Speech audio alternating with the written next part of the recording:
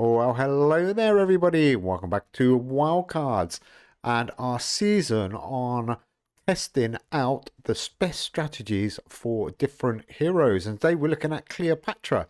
And just going to put a quick example of the end of the game up for you to show you why, if used correctly and if used the right strategy with Cleopatra, she is absolutely awesome. Probably one of the best heroes that you will get early in the game. She can absolutely demolish the great white shark. Look at this here. Look at that. We've still got 44 out of only 60 health. She does have a low health, but she is super massive if used in the right way. So what is the right way to use Cleopatra? Well, she's the best against really aggressive decks. So she's really good against those big, powerful HP decks there, like the Great White Shark. She's also amazing against a Zeus deck. And what you want to do with Cleopatra, really, let's go and get the deck up for you. So here she is. So what does she do? Only 2 charges, and that's why she's so super good, actually, because she gains 10 plus shield. And I know I'm not a great lover of the shield, but actually, if it's used correctly with Cleopatra, it can be absolutely awesome. So obviously one of the things you want to do is get your charges recharged as quickly as possible. There are a couple of cards that steal charges off your opponent, so obviously you want to try and include them.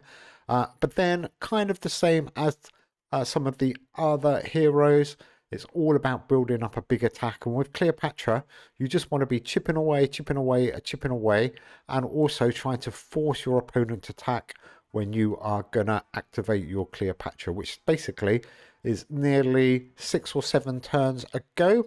So this deck that I'm using, here we go. Because her HP is quite low, the moon is great. 6 for 4. If you are all below 25 HP, gain 10 hero attack. That's massive. You'll find yourself down to 25 HP quite quickly.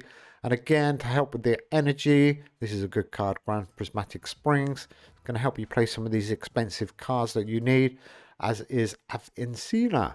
These are 5 for 4. Your cards with HP abilities cost -1 energy and gain +1 attack. We've got quite a few cards, or you're going to need quite a few cards with HP abilities when you are playing at Cleopatra. But like I said, attacking non-stop with Cleopatra and forcing your opponent to attack when you are activating.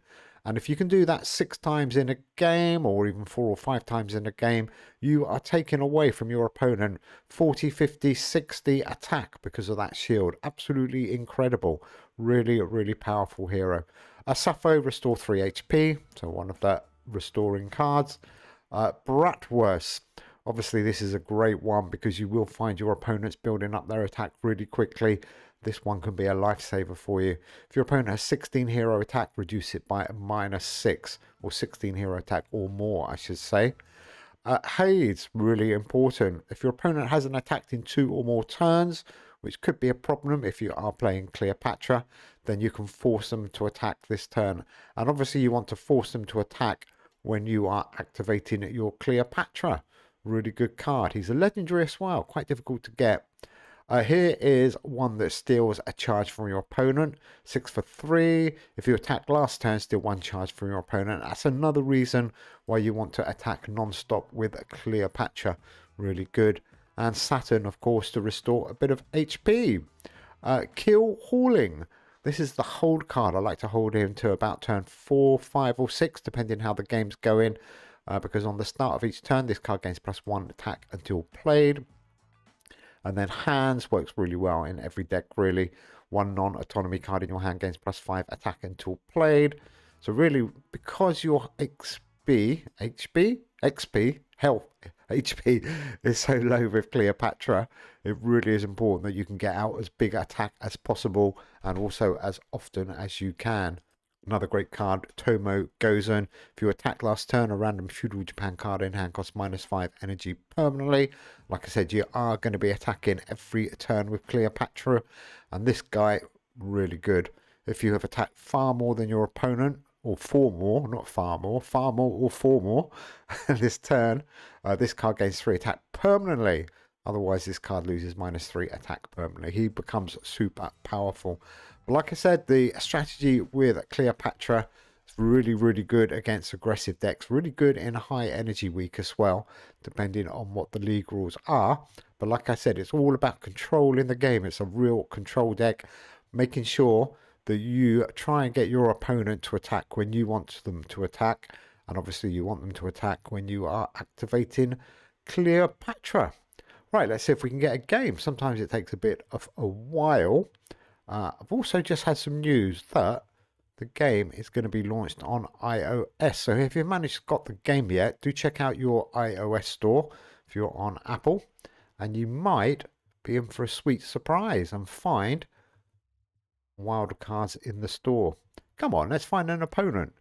Is this an opponent? Here we go. Okay, finally.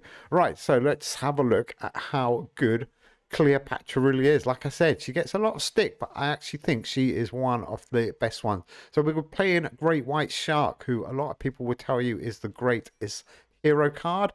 He's really good because he's got 90 health. You can see already we've got 60, so we're actually 30 behind at the start of the game. But look at our charge on the left there, where it says 1 of 2. Every 2 turns, we should be able to do that. And we've also got Friday the 13th to come round. So we're going to be able to get loads and loads of activations out in this game. It's probably going to go the distance, to be honest, against Rebel with his shark deck. But already we've done a little bit of damage, but he's miles in front still. But don't worry, this deck, because it's got the HP restoring, and because we are going to be using haze to force an attack, and also clicking that ready button quite a lot, we can probably go with, I'm going to go and build up a bit of attack here. And he did activate. Oh, he did attack. I wasn't expecting him to attack there, but never mind. We have got haze in our hand. So we kind of saved haze there actually by doing that. So we do want him to keep attacking because obviously we want him to run into a fully charged Cleopatra like he did there. So we are down by 10. So we're down to 50 for 60. Back up to 52 with Saturn. He's down to 74. So you can see slowly at the beginning of the game, we do start to eat into that Great White Shark. And if they're playing anything with less than 90, this deck is absolutely overpowered. Really, really good. Cleopatra, like I said, if you can get them to attack into Cleopatra, you are taking away so much power from them. Incredible, really. Really, really good. Okay, so Cleopatra still attacking. We're down to 70 on our hero. So they're still miles in front, but Gladiator's now got an extra 3.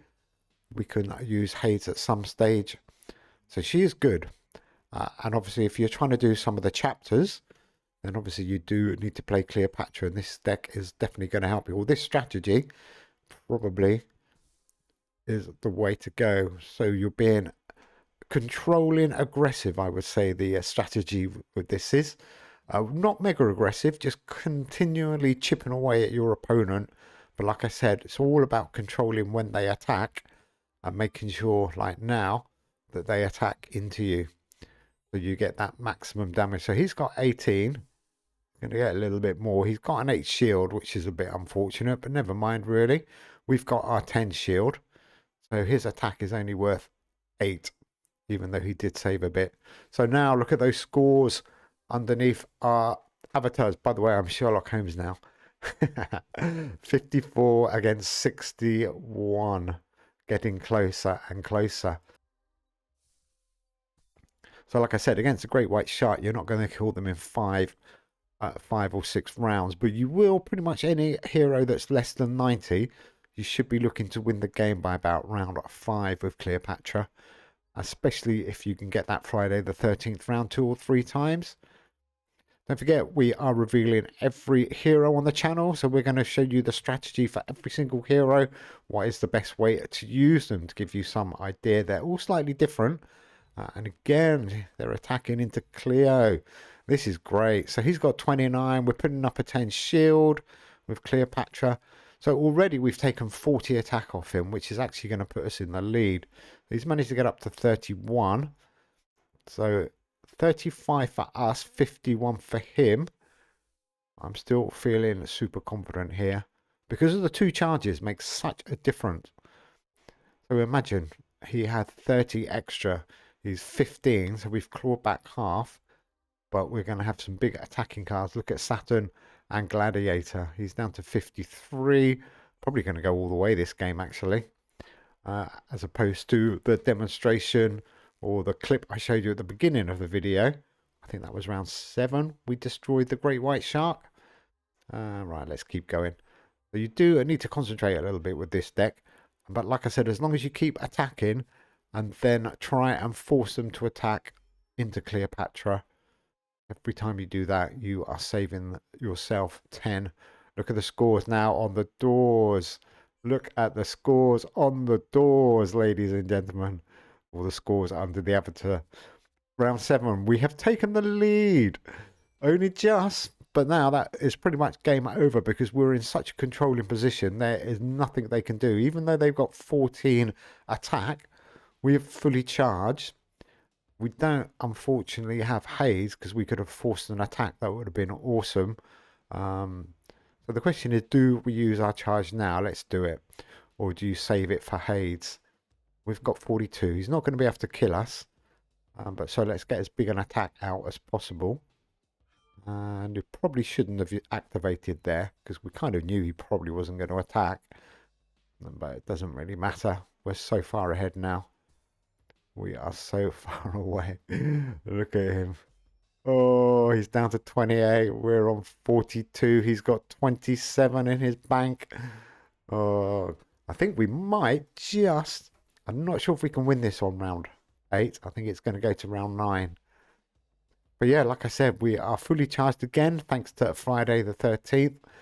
We've also got Haze, so we can force the attack if we want. And that's where Brathurst comes in, or Bratwurst, the sausage. Just took another 6 off him. So he's only got 21 going into this final turn. We got 42. We only need 28. Ooh, I'm not sure if we can get him. Let's go with the sausage, maybe. There is that cool card, Friday the 13th. Let's do that. Let's attack. Obviously, you want to attack. You just got to get him down as quickly as you can. I think we're okay. He's only got 28. He put up an 8 shield, which again is unfortunate for us. Unusual that they've got a few shielding cards in there. Oh, he is attacking. He's attacking into Cleo again. Oh, that's game over for him. Oh, 24-21 going into the final turn. We're not going to have a full charge. But don't forget, Cleopatra started on 60. He started on 90. And like I said, if you can just destroy him or eat away his attacks, this is definitely the way to go with Cleopatra. 119. Oh my word. We will have a bit of an extra buff here. But is it going to be enough? It is from the moon. Because we were just under the 25. Gave us that extra 10. That is awesome. Unlucky at Rebel. Nicely played. So yeah, the strategy, like I said, with Cleopatra, really good against aggressive decks, and it is definitely a hero. If you want to control the game, force your opponent when to play his hero card, then you're going to have a lot of fun with Cleopatra. Anyhow, coming up soon, we've got some more heroes, and now we're going to go and test out the iOS version on Apple. Take care, everybody. Have fun. See you soon. Bye.